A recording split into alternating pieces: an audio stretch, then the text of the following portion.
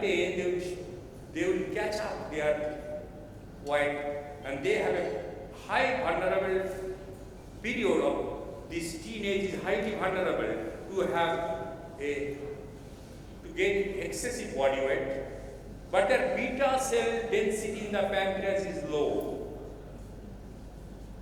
They will give a trace to that area.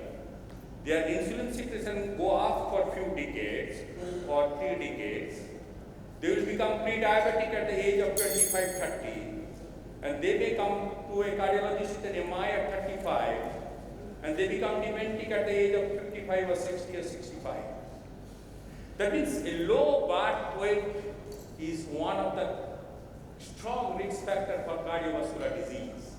That's why, if we want to prevent this dementia at the age of 75, our ideation should start from mother's womb. Low birth weight to be prevented.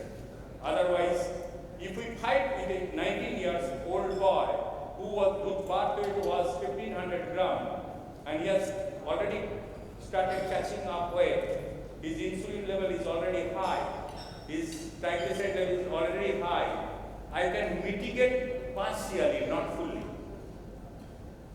That is the problem. This clinical application of this risk is a multifactorial thing. We have to think throughout the life, not that in one point. Suppose a boy of 15, I taught him regarding how to spend life, asking him to wake up at 6:30, before 6:30, 5:30 to 6:30 is the ideal time for waiting in the Asian region. Because that is the area where we know that during sleep our BP go down, our pulse rate go down. That is called nocturnal dip. During waking up, our BP will go up, our pulse rate will go up. That is called early morning surge. If this surge is disturbed surge, what will happen? There is a chance that this vessel may go into spasm. And most of the ischemic events, ischemic CVA and ischemic cardiac events occurs in the early morning or late night. That means during late night, 4:30, 5:30, 6:30, like this. And this is the explanation that this is early morning surge is a disturbed surge. That means this sleep-wake cycle has got a strong value. And regarding this life cycle to be maintained, and all throughout the day you should know how to categorize his calorie distribution. Breakfast, how much calories he consume, and during lunch and during dinner. 40% in the breakfast, 40% in the dinner, lunch, 20% in the dinner. That should be the idea. And calorie distribution should be taught at that age, that how, if you are a sedentary job, your job is sedentary, you are allowed to take 1400 to 1600, not more than that. You are being physically active up to 1800. If you are a laborer, 2000 to 2400. That to be maintained. Otherwise, Indian has got a strong tendency to have midline obesity and this metabolic disturbance. And regarding this slide showing some hypertension, does it has got some impact in future? Suppose he has a hypertension of 30 years, he has no symptom, nothing. He has got, besides his problem with heart, besides his problem, he may develop and nose bleeding, renal failure, or some acute brain hemorrhage. Even he may not develop this, but this mid-life hypertension has got a strong impact in the future development of future disease. Those who are developing hypertension after age of 65 or 70, their risk is not so much. But mid-life hypertension, 30 to 50, has got a strong impact in developing dementia in the old age. So, this is the most intriguing aspect of association between cardiovascular risk factor and Alzheimer's disease, the timing of association. What we are seeing today at the age of 65, we have left over in the age of 30. That's the problem. While late-life hypertension does not correlate with any dementia, but mid-life hypertension has associated with dementia and Alzheimer's disease. And old age, rather hypertension and hypotension, which is dangerous in old age? Hypotension is more dangerous in old age. If low BP is persistent, that can hamper the cognitive function. And also this framing up cohort, these are our big study in the cardiology for treatment selection, risk stratification. Mid-life hypertension negatively impacts on cognitive function in both men and women, independently of other risk factors. An association was stronger in those with who are untreated. And hypertension exacerbates not only the risk of late-life dementia, but also early signs of mild cognitive impairment. It cannot be stamped as dementia, but mild cognitive impairment. And long-standing hypertension being closely related with endothelial dysfunction, arterial stiffness, atherosclerosis, all are related to cerebral hypertension. So ultimately, the word coming again and again is the cerebral hypertension. And antihypertensive drug, all class of drug, no class is showing better over other in preventing dementia. It is a numerical value that is more important in this respect.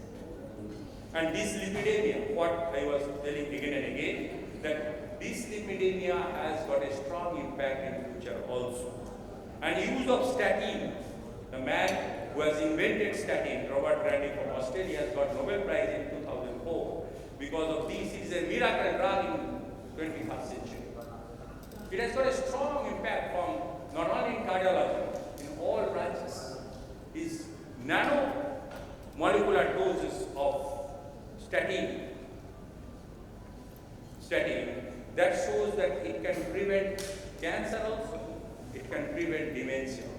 Because of its cytoprotective effect and pleiotropic effect, statin with different abilities to penetrate the blood-brain barrier induces similar reduction in dementia prevalence. That means it is not the cholesterol lowering effect.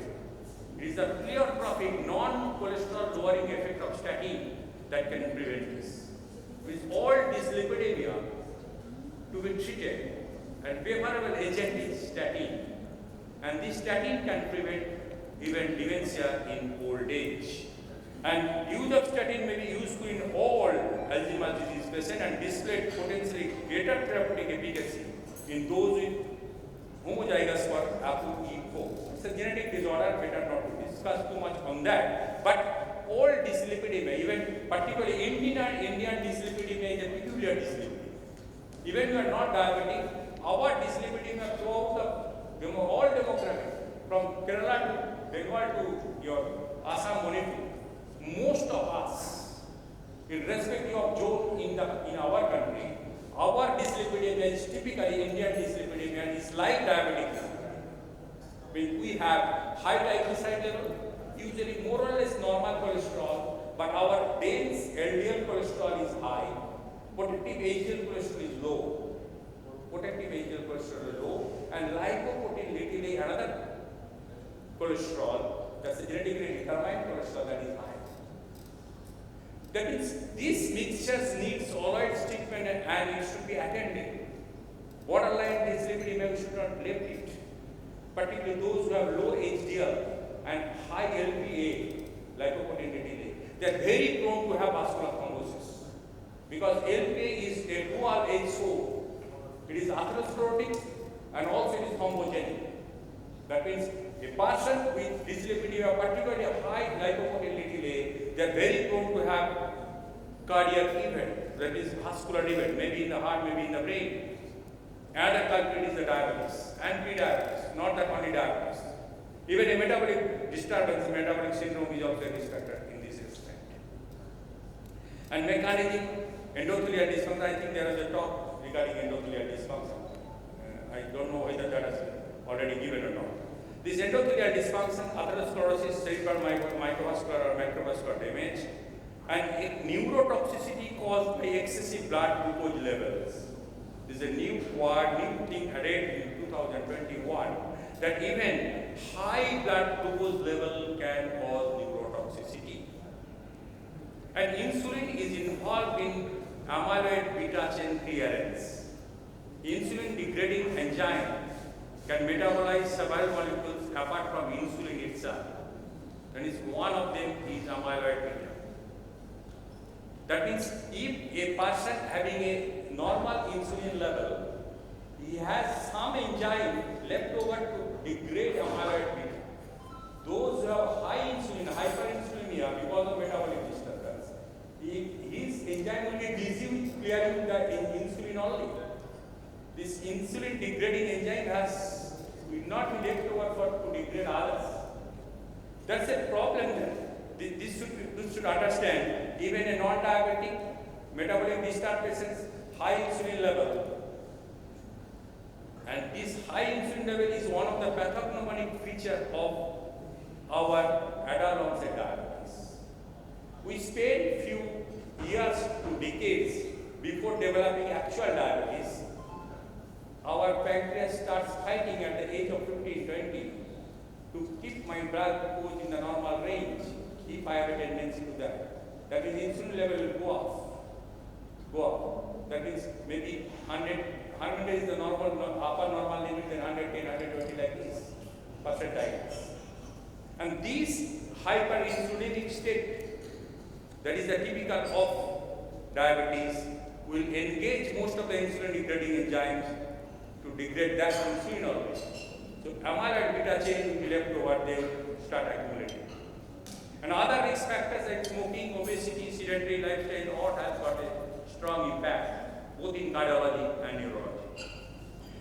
The peculiar thing is that a